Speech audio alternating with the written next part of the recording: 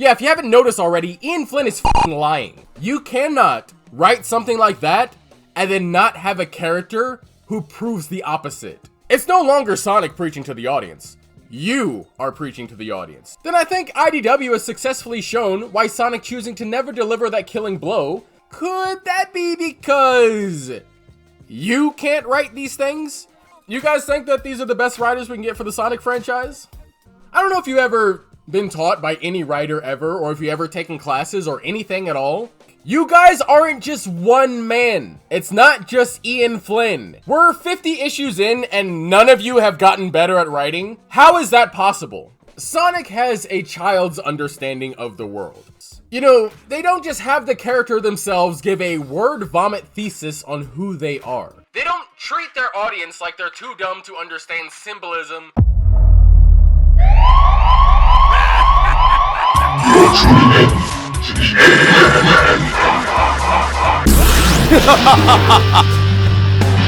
Shall we begin? I grant you audience. What is happening, loners and boners? My name is KotyTang. Welcome to the long-awaited issue 50. Let's hop right in. Issue 50. Sonic, Tails, and Bell all head toward Eggperial City, with Tails noting that it's odd Eggman didn't declare this city's existence yet. Which it's not. As they approach, Starline is notified that Sonic and Tails are here, and just after he orders Orbot to tell Surgeon Kit, Eggman appears ready to battle the usurping Emperor. Pretty wild that a now mind-controlled Orbot and Cubot still somehow managed to be terrified by Dr. Eggman, but okay. Sonic and gang watch as explosions pop off from above, questioning who Eggman is fighting up there, and then Belle spots Metal Sonic and rushes over to help him out, noting that she couldn't say Motobud and Wait, did he die? Belle actually killed him? Motobud? Belle notes that she can't save every badnik, but she can help an abandoned robot in need. You don't have to help this one, though. Sonic tells Belle to be careful, and Tails, I guess, gets jealous about him telling Belle to be careful. Don't know why Tails would feel that way. It's not like Sonic needed to remind him that he's a death robot, and he would have been the one working on him, so okay. Also, we thought Eggman was done? When did we think Eggman was done? We? We.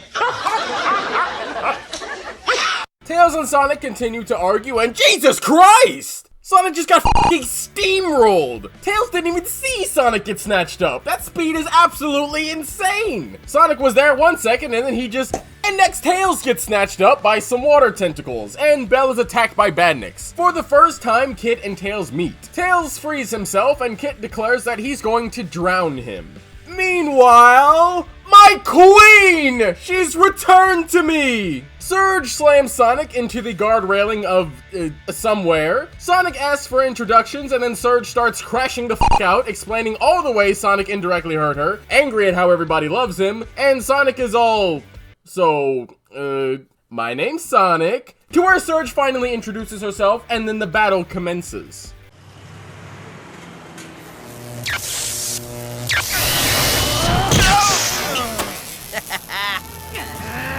You making fun of me or something?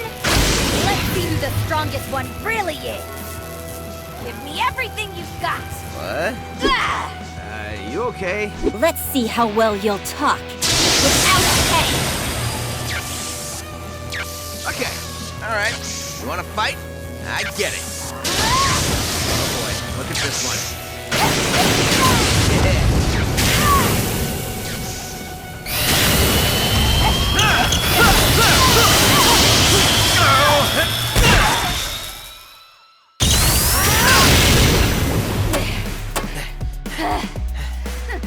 Hate to admit it, but you're not half bad. This was fun, but... What? You ain't getting away. I don't see the point of this. I'll knock you into outer space. I really don't like these guys. That didn't work out for you, did it? I hate to end the celebration, but we gotta go. Damn it. One more time. Do you ever stop complaining? I don't get people like you. It's not that bad. thought you'd be a pushover. Really? That was dumb. Damn it! Oh boy.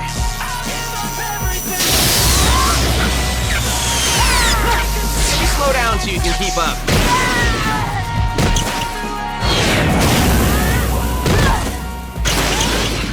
Got nothing on me.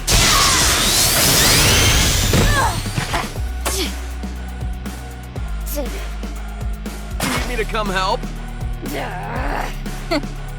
Nice going.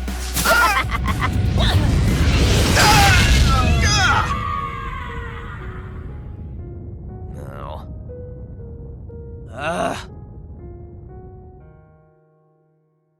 Not gonna lie, until the fight actually starts, Sonic comes off as being actually pretty afraid of Surge and not wanting to fight her, so that was pretty interesting to see. Meanwhile, Eggman is still looking for Starline, finally putting it all together about the weird things that have been happening to him in the Bad Guys miniseries. What? Hold on. Wait. What? Eggman just casually walked into Everhold Prison and had a conversation with the warden? Am I reading that correctly? So Starline hides from Eggman and then he appears to decipher how Eggman even got there. I don't know why Starline is even questioning how Eggman got away. He literally knew that already. He was told by Orbot himself where Eggman went. Anyway, Starline uses that rough estimate to try and judge exactly where Eggman's hangar for his mechas must be. Starline finds a mech and they begin their duel, with Starline trying to convince Eggman to follow his plan and join him in ruling the world. To which Eggman says he doesn't share. Eggman doesn't share, huh? I guess unless it's with himself, Eggman Nega, or perhaps even Infinite. And maybe he always planned to just kill those guys. Maybe. It makes sense for Starline. I mean, we saw him as a robot toy, but you sure about that, Eggman? Meanwhile, Belle, I guess she somehow escaped the Badniks while clunkedly dragging Metal Sonic? Sure, why not? Plot. Belle is able to redirect the Zeddy Zapper to block Starline's control signal, so I guess it just works that way now. Would have been nice to know for Motobud. Metal Sonic saves Belle from Starline's Badniks as he recognizes Belle as an Eggman Badnik, which Belle finds out by searching his brain, I guess. Wait, what? What did Belle just say? Metal Sonic's connection to the Eggnet lets him know where to find Eggman? Well, that can only be a new feature, because that sure wasn't the case before. Neo Metal Saga ring any bells? So anyway, they leave, and now we're back to Tails and Kit fighting, where Tails decides to start praising Kit. Bro, potbelly ass nigga, oh my god, what is going on with Tails' stomach? So, Kit is revealed to have a praise fetish or some shit, so this just works on him, and Tails is able to calm him down by relating to him and calling a truce? Man, Tails a bitch! And Kit a bitch too! Beat that nigga's ass, bro, what are you doing?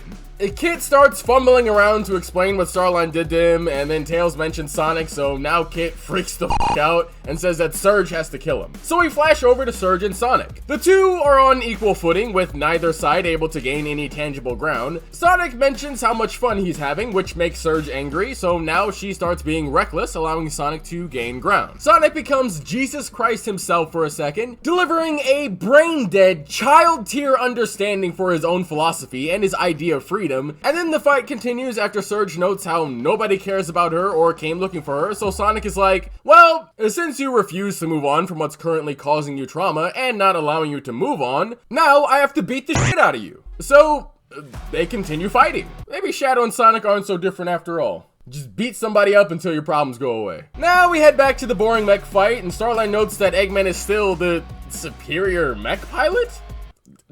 Does anybody else feel like there's so much behind the scenes lore that we've just never seen for Starline? When did these two pilot mechs together? Starline then hops out of his mech and then uses a Team Blast? Team Blast is canon? What? What are you doing, IDW team? Well, we might as well just make Extra Lives canon as well while we're at it. Anything that's gameplay, let's just find a way to throw it in the story, because why f***ing not? You're really dipping into some dangerous territory making all these pure gameplay mechanics canon. Just like how Charming can lift over 800 pounds by himself. So now Starline is all, aha, you didn't prepare for me to have an ultimate attack, did you? Now, Eggman, you have no backup. And Eggman is all, on the contrary, I am Eggman, I survive every explosion.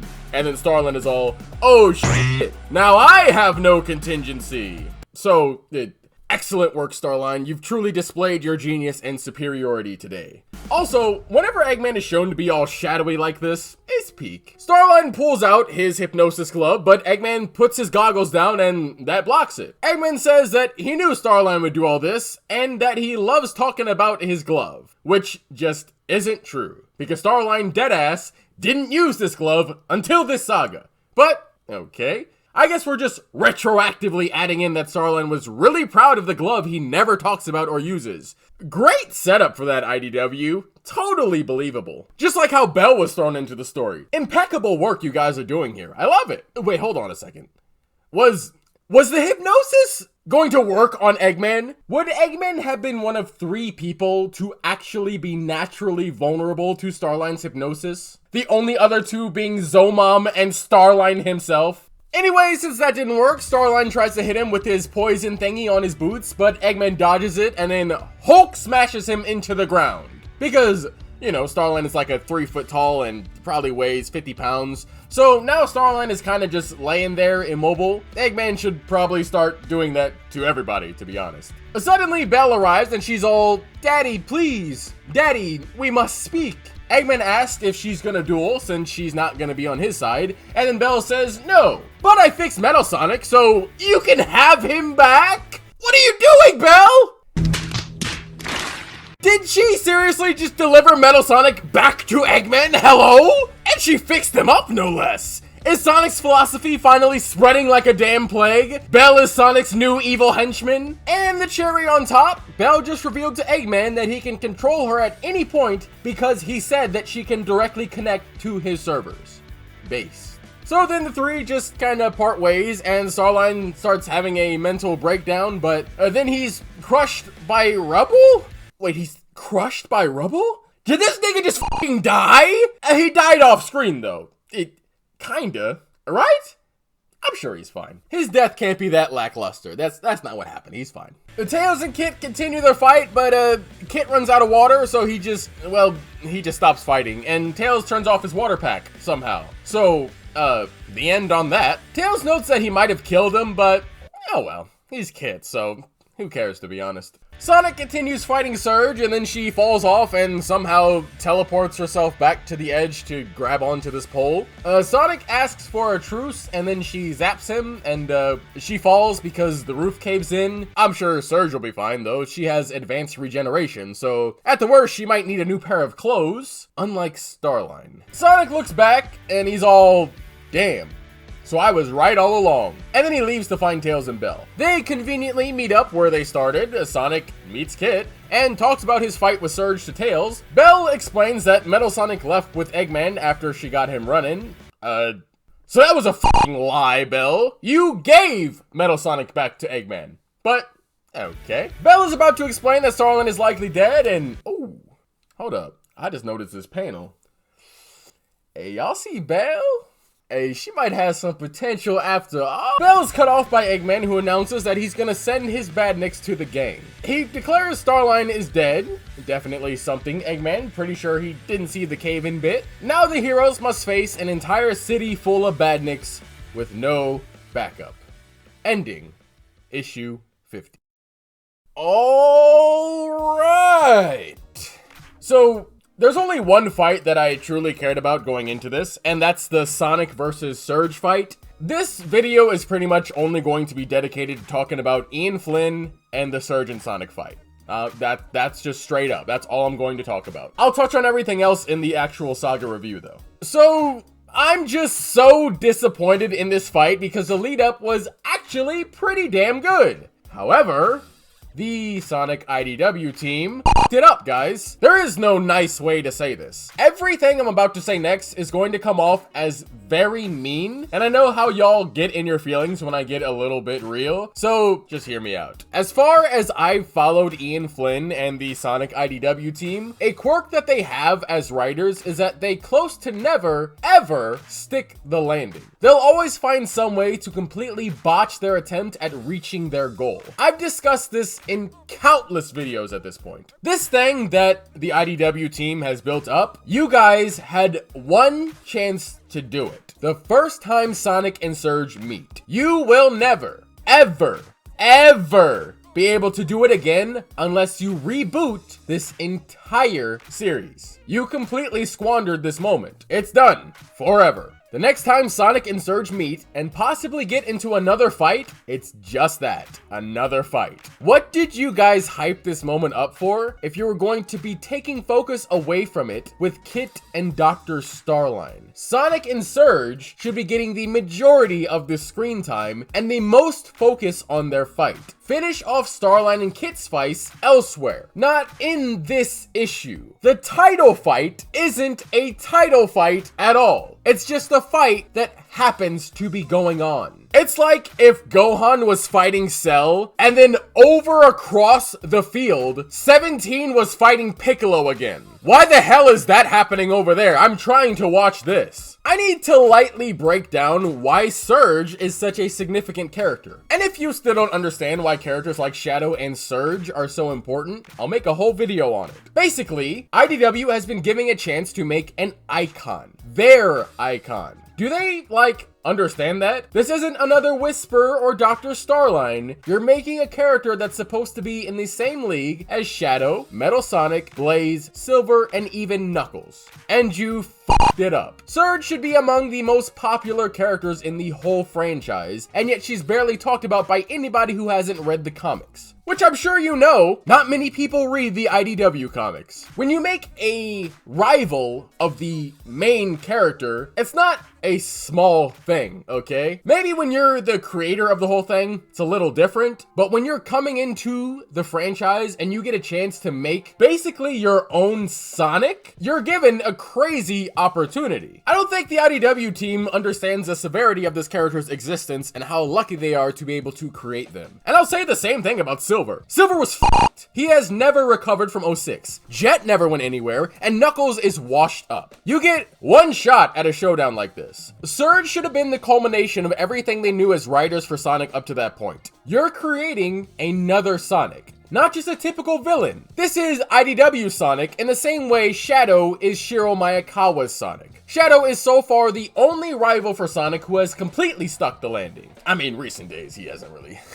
had much time to shine. But if this is the best you guys have, IDW team, then that's pathetic. You guys are pathetic. You guys aren't just one man. It's not just Ian Flynn. It's a team of at least 3 of you all discussing this. This is the best you came up with. This is the crowning moment, issue 50. This is the issue you all collectively agreed on in the end. It's no better than anything else you've wrote for this series so far. It's on the same tier, if not a little worse. What the hell is going on? We're 50 issues in and none of you have gotten better at writing? How is that possible? So let's discuss Sonic's ideology next. This is a pure philosophy argument being presented here, and I don't enjoy philosophy arguments because with a true philosophy argument, you have to be so particular to the point that you're barely even communicating anymore. You're just arguing the mere existence of everything you say. You turn into someone like Jordan Peterson. You start saying shit like, what do you mean by a hamburger? That's how philosophy arguments actually tend to end up.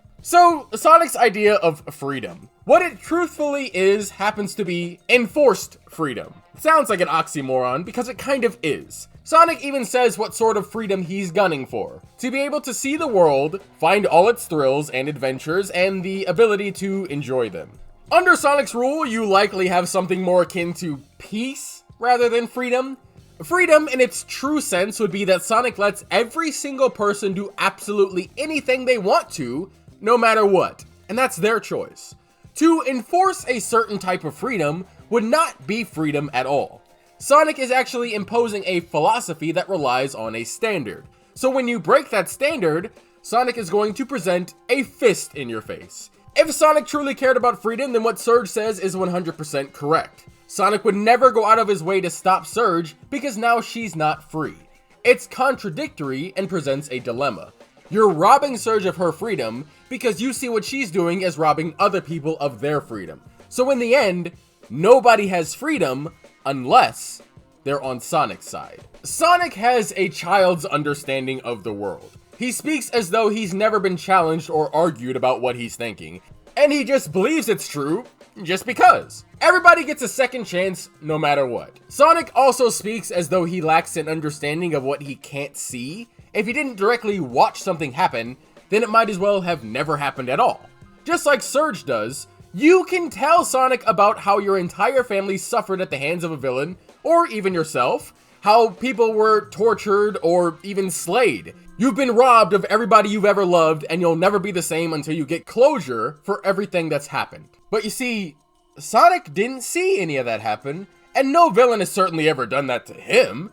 His friends are also all perfectly fine. So that means whoever did that to you, well, they're free to go, always. That's not his problem. All he wants to do is fight people like that. So Sonic is a dickhead with the power to change the world, but only he doesn't care to. He'd rather tell you how to live your life instead, and then question why the world is getting worse every day. With this philosophy, Sonic doesn't actually care about you or anyone else. He's the symbol of a hypocrite rather than a symbol of freedom. If you happen to ruin his idea of freedom, now he's going to fight you. And of course, for any villain out there, he's gonna let them go.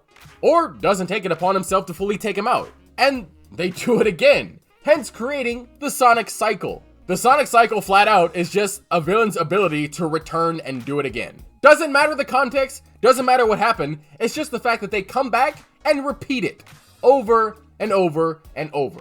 That's the Sonic Cycle. Now you could argue that Sonic doesn't have a moral obligation to do anything. He's actually a hypocrite for not doing anything. He's the reason these characters exist. So to be angry at them in any form would be absolutely asinine. If Sonic wants to complain about the current condition of the world or someone's mindset, then he has an obligation to himself to do something about it. It's pretty obvious that Sonic just enjoys it all at this point, and any care he has for the world is purely just him posturing to do so. People like Surge will always be in the right for their worldview. They're judging somebody who pretends to care, yet in reality it's a facade for their next game. And Sonic's friends do just turn a blind eye to all of this. So people like Surge will suffer, feel despair and hopelessness. Meanwhile, for Sonic, he's waiting for the next villain to appear so he can do it all over again. Sonic is a hypocrite. So the way Sonic talks to Surge during the fight just screeches Ian Flynn talking through Sonic, rather than Sonic talking to Surge. There are some spades of like, okay, yeah, Sonic would say something like that, but then there's also panels where it comes off as though IDW has taken over Sonic's body, and Sonic is trying to solve the Surge issue as the IDW writers would solve it. I do understand the intention here though. Sonic is supposed to be having a revelation following what's come before. From Metal Sonic to Eggman to Zavok, Sonic's attempting to take an entirely new approach to remedy his actions up to this point. And he's trying to double down on what he said to Zavok.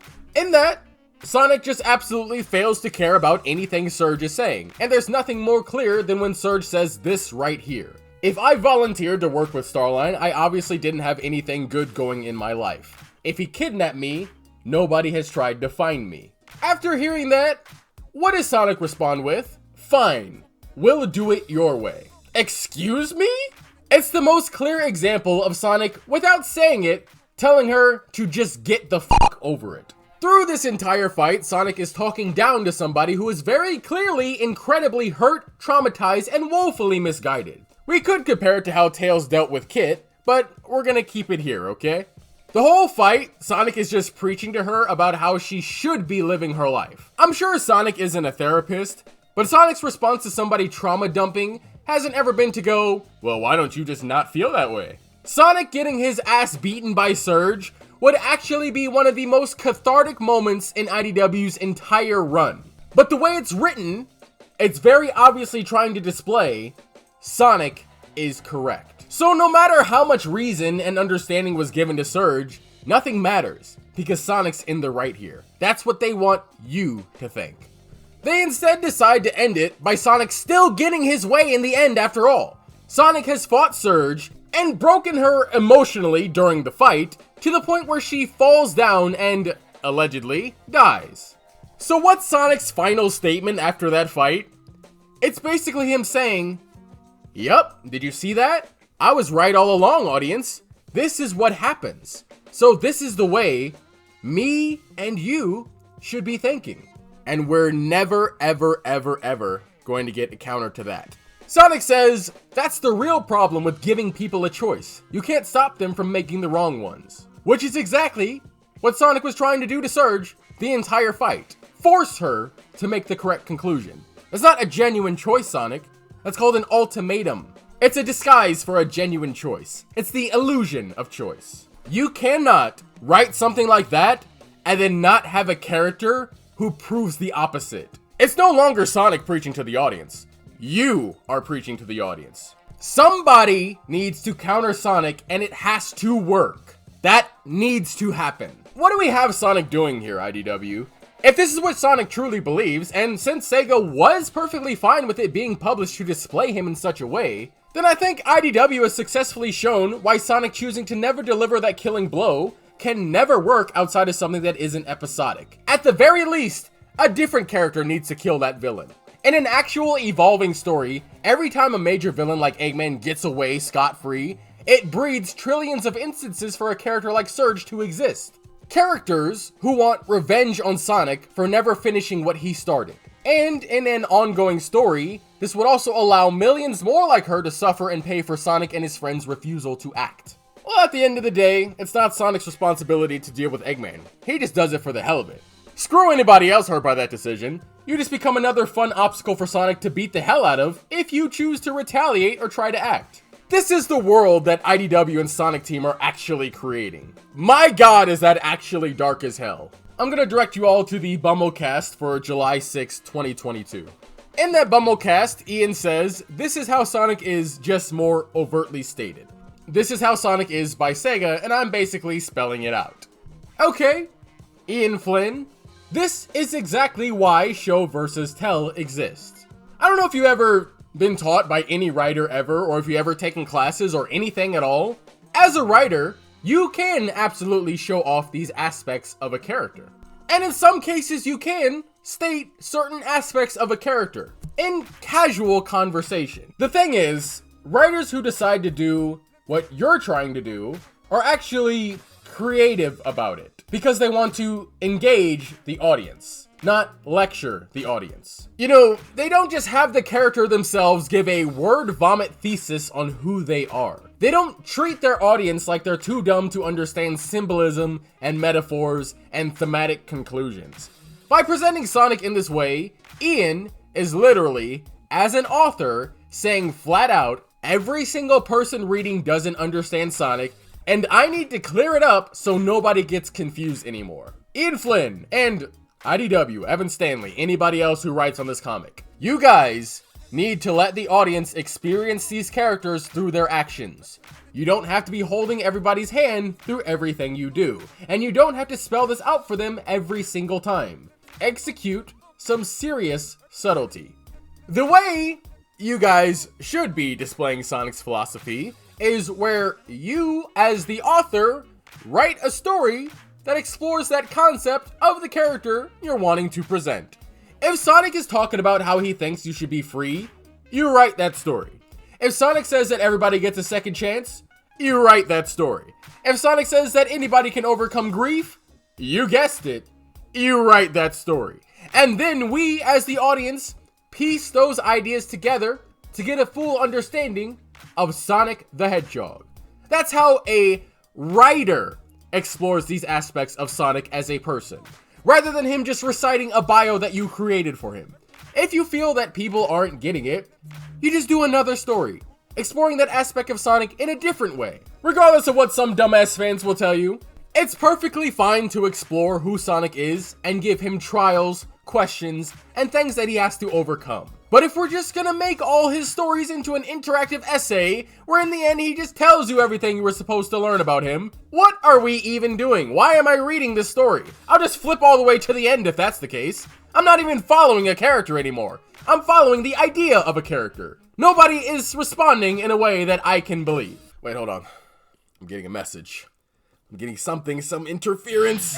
Be sure to leave a like and subscribe to the channel if you've been enjoying this video. Leave a comment down below about what you feel on issue 50 and I'll get to you. Now back to the video. This is a long quote from Ian Flynn, so I'll just read it out as is. Sonic IDW is also a children's fantasy.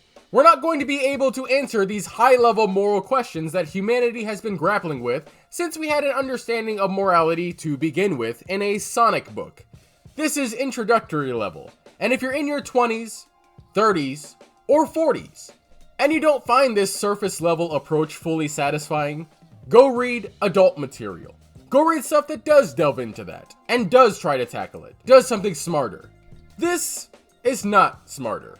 Ian Flynn would then go on to say, it's okay to have broad introductions to these ideas without solutions to tease kids. So, I ask you, Ian Flynn, the incredibly successful Sonic the Hedgehog writer, could that be because you can't write these things? What kind of comment was that, Ian? Thanks to Kyle coming in and stating that being for kids doesn't mean it's dumb, and that you can in fact get deep storytelling from kids media, it instantly reveals that Ian gave one of the biggest Freudian slips of all time, accidentally admitting that he himself doesn't know how to write these things into the franchise that he's writing for. Now Ian Flynn knows what he's doing, really.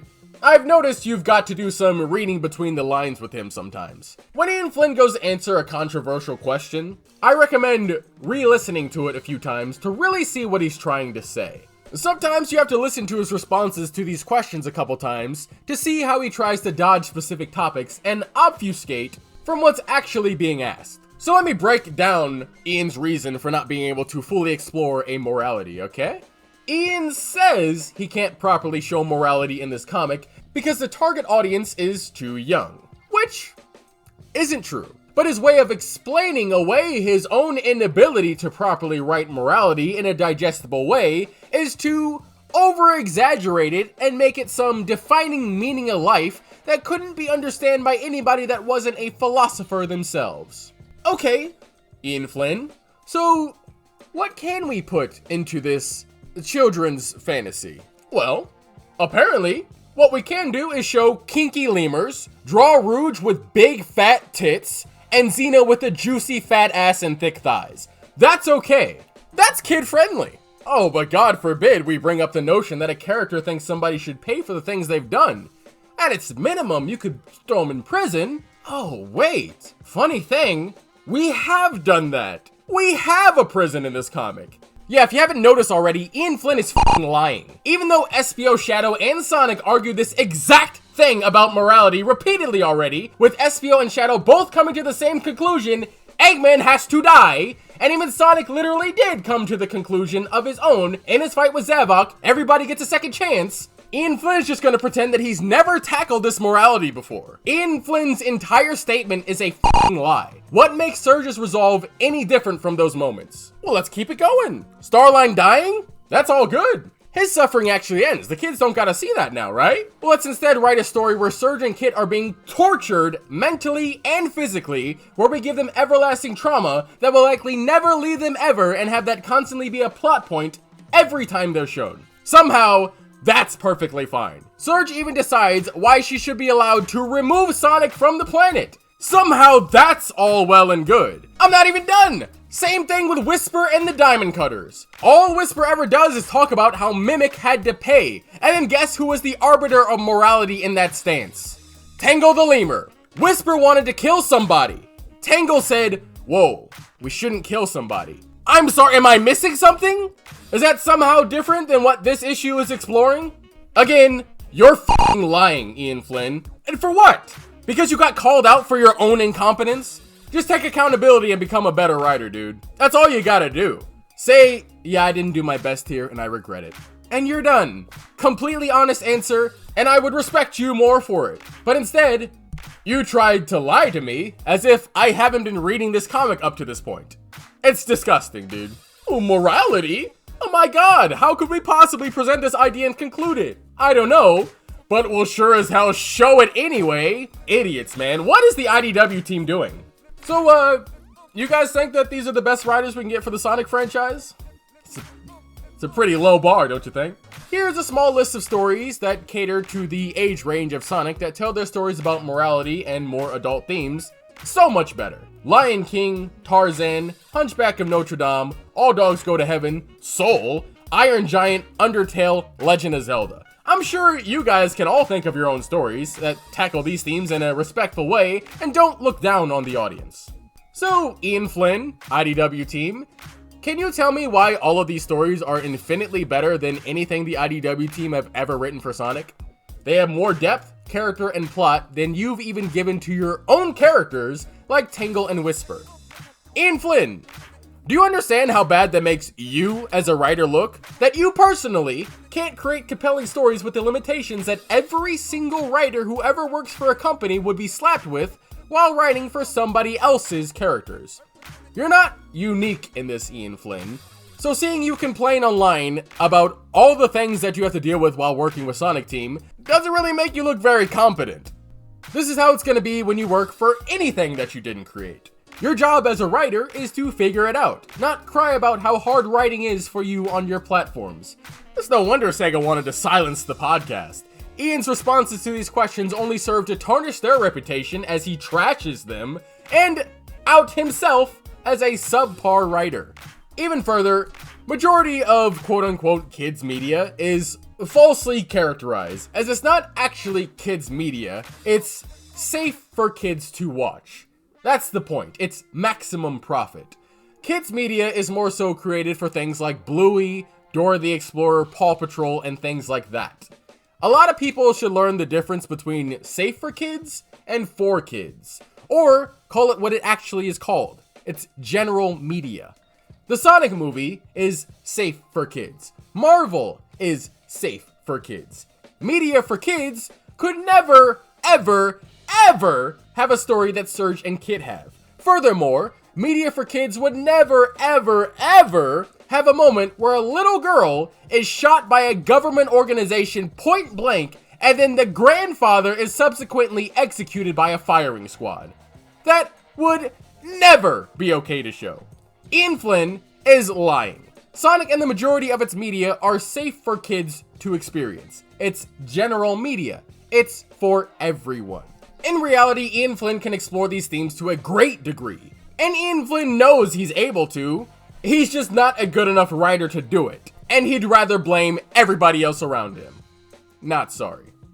Overall, this issue isn't as bad as the majority of you guys have claimed, but it's still not a good issue. It's about as bad as any other IDW issue has been. Of course, the major problems are a little bit more glaring, but Sonic and Surge aren't the only fight in this comic, okay? The build-up for it was not worth it when you finally get to issue 50. The lackluster Sonic and Surge fight and the content involved with it are what makes people immediately say this whole issue is bad. Which is fair because, in the terms of how it was advertised to you, that was the whole draw of the comic, the Sonic and Surge fight. So it makes sense why the whole comic would be considered bad based off that. While Sonic expressing his philosophy is very cringy, it's not really that big of a deal. It's just extremely clunky, and only a writer who just started writing for the first time would ever write a scene like that. Oh, and Abel just hand-delivering Metal Sonic after fixing him. Of course, what the hell was that? This issue has changed my view of Ian Flynn that I originally gave him in the Metal Virus Saga review. So now I gotta update that for this saga's review. The whole hope was that he'd improve as a writer, so yeah. This issue has made it clear that Ian Flynn and possibly even Sonic Team have a very specific view of Sonic that is very hard to argue is the Sonic from before 2010. Which is understandable as Sonic hasn't been himself since 2010. At the very least, we know the Sonic cycle makes sense to exist, but I've lost any ounce of respect I had for Ian Flynn for this absolute blunder at nailing Surge's meeting with Sonic. I can't believe he messed up that bad. He's been writing for over 20 years, and that's what he gave me. But again, it's a quirk of the IDW team as a whole. They just don't stick that landing. Tails vs. Kit is boring and disappointing. Could barely even be called a fight. Starline vs. Eggman was vastly overshadowed by Sonic vs. Surge. The conclusion to Starline's story felt rushed, and like there was still a lot more that just hadn't even been bothered to be looked at. Rest in peace, Starline, I suppose. I feel like his character had so much more potential, but I guess Starline is IDW's potential man, just like Silver is for the games. Well, that'll do it for issue 50. Guess we'll see what happens next then. Like, comment, subscribe, follow me on Twitter, join the Eggman Empire Discord. Okay, bye! I'll give up every time.